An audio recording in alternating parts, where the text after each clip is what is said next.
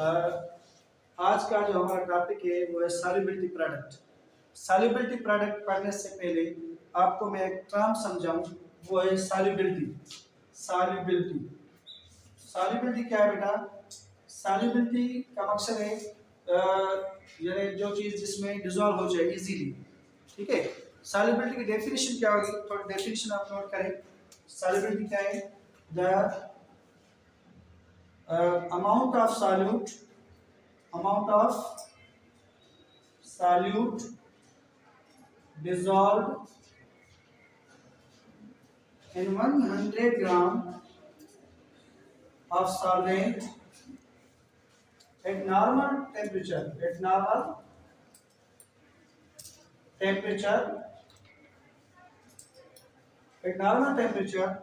is called as solubility। बेटा solubility क्या है? सॉल्युबिलिटी में आपको ये समझना चाहिए कि जो अमाउंट होगा किसी भी सॉल्यूट का, वो सॉल्यूट को हम डिजोल्व करेंगे अगर 100 ग्राम सॉल्वेंट के अंदर, तो उसको हम कहेंगे सॉल्युबिलिटी। ठीक है, सॉल्युबिलिटी क्या है? आप मिसाल लें कि आपने एक सॉल्वेंट उठाया है। सॉल्वेंट की मिसाल हम ले रहे हैं वाटर। कितना ग्राम है? 100 ग्राम। 100 ग्राम वाटर इज सॉल्वेंट। उसमें आप सपोज करें 5 ग्राम किसी भी साल्ट का आप डिजोल्व कर रहे हैं। अब 5 ग्राम साल्ट क्या है? 5 ग्राम साल्ट आपका सॉल्यूट है और 100 ग्राम H2 क्या है? सॉल्वेंट है।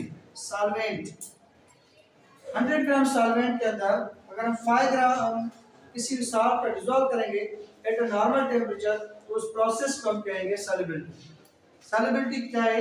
Solubility is the amount of solute dissolved in 100 gram of solvent at a normal temperature or at a particular temperature.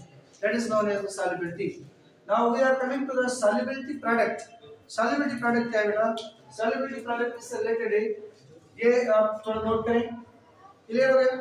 अच्छा, solubility product क्या होगा? What is solubility product? इसकी डेफिनेशन जो होगी, पहले डेफिनेशन नोट करें आप। The product of ionic concentration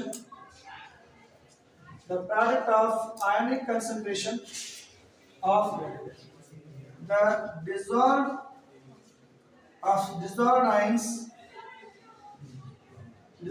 ions of positive and negative ions is known as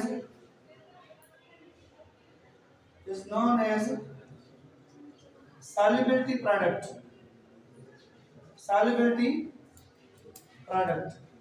ठीक है, आप पहले थोड़ा समझिए, उसके बाद लिखना। पहले समझिए इसको, टॉपिक को पहले समझिए अच्छी तरह से। सॉल्युबिलिटी प्रोडक्ट क्या है बेटा? Solubility product is the product of ionic concentration of the dissolved ions having positive and negative charge. अब होगा क्या? होगा ये कि जो आयंस डिसॉल्व करेंगे और वो आयंस क्या होगा?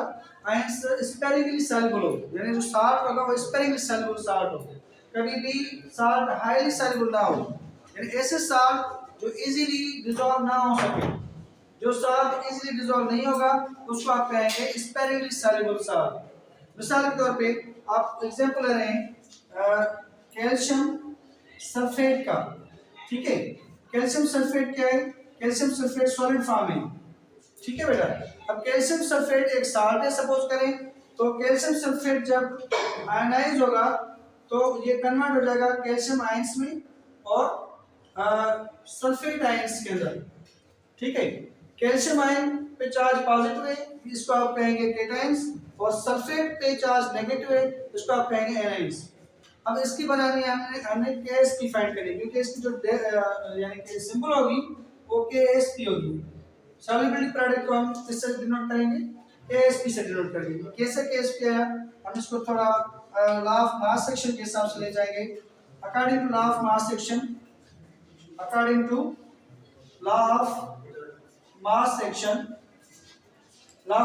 क्या है बेटा? लॉ ऑफ मास सेक्शन कह रहा है कि Kc is the ratio between product and reactant.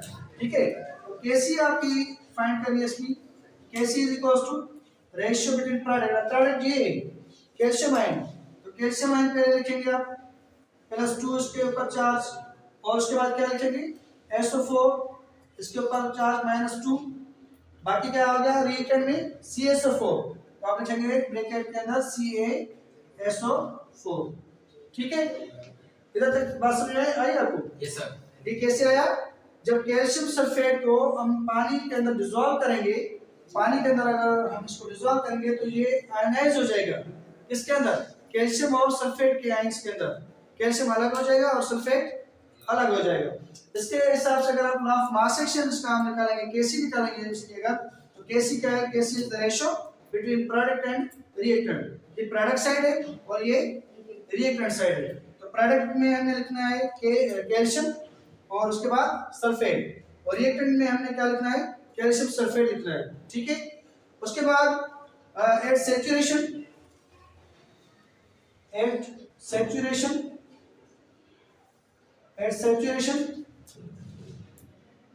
the concentration of calcium sulfate solid salt is constant।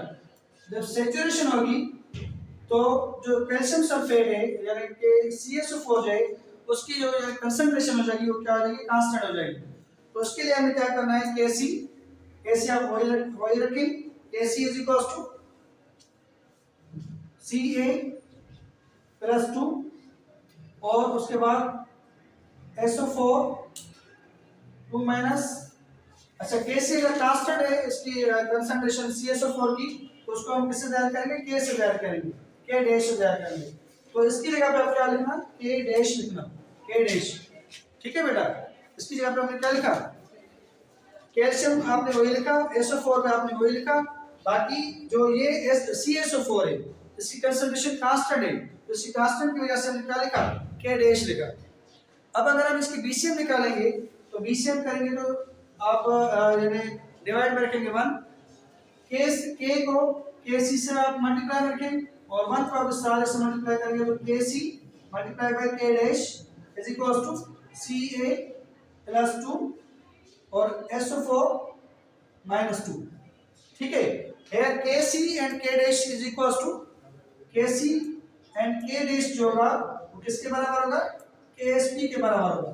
ठीक है, तो KSP किसके बराबर हो जाएगी, KSP is equals to Ca+2 और SO4 2 माइनस, ये बेटा सॉल्युबिलिटी प्रोडक्ट बन गई इसकी ऑफ द डिसॉल्व्ड आयंस जो डिसॉल्व हो गए उसकी जो हमने प्रोडक्ट निकाली, इस प्रोडक्ट को हम कहेंगे KSP।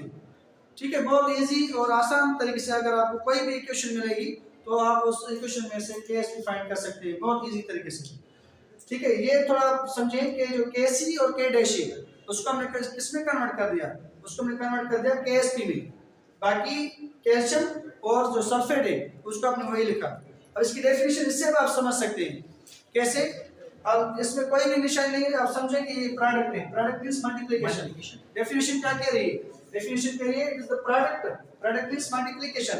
किसकी प्रोडक्ट है, of the ionic concentration of the dissolved ions, जो आयन डिसॉल्व हो गए, जो आयन सॉलिड डिसॉल्व हो गया उसकी जब आयंस बन जाएंगे तो उस आयंस को हमें क्या करना है, इस प्रोडक्ट में लिखना है स्क्वायर ब्रैकेट के अंदर, तो उसको हम कहेंगे सॉल्युबिलिटी प्रोडक्ट। ठीक है, इसी हिसाब से मैं अगर आपको एक क्वेश्चन दूं तो आप कर जाएंगे। मिसाल के तौर पे अगर मैं कहूं कि AgCl है, ठीक है, और Ag+Cl, जब AgCl, अच्छा कुछ ऐसे सॉल्यूट हैं जो यानी पार्शियल डिसॉल्व होते हैं पानी के अंदर, तो ये जो AgCl वो पार्शियली डिसॉल्व होगा, कंप्लीटली डिसॉल्व नहीं होगा। जब कंप्लीटली डिसॉल्व नहीं होगा तो इसके ऊपर चार्ज नेगेटिव, तो इसके ऊपर चार्ज क्या आ जाएगी, पॉजिटिव आ जाएगी। ठीक है, अगर आप इसको कहें कि भाई इसकी आप KSP फाइंड करें तो इजीली आप तरीके से कर सकते हैं, ये जरूरी नहीं कि आप इसको थोड़ा ड्राइव करें, इजीली आप कर सकते हैं। कैसे, KSP आप डायरेक्ट लिखें, बाकी Ag और Cl, ये इसका आंसर है। इसको आपने नहीं लिखना क्योंकि इसकी जो कंसंट्रेशन है वो कांस्टेंट होगी K, उसकी K और KC जो कि वो मिलके क्या बनाएंगे, KSP बनाएंगे हम इसको, बाकी क्या बन जाएगा Ag और Cl। तो Ag और Cl क्या है, इसके प्रोडक्ट है, प्रोडक्ट ऑफ आयन कंसंट्रेशन कौन से हो गए, एक Ag यानी सिल्वर का और दूसरा क्लोराइड का। ठीक है, समझ में आ गई आपको? जी सर। समझ में आ गई? Yes sir. बहुत इजी है ना? Yes sir. ठीक है, ये आप नोट करें या इसके आप स्क्रीनशॉट ले लें। Thank you.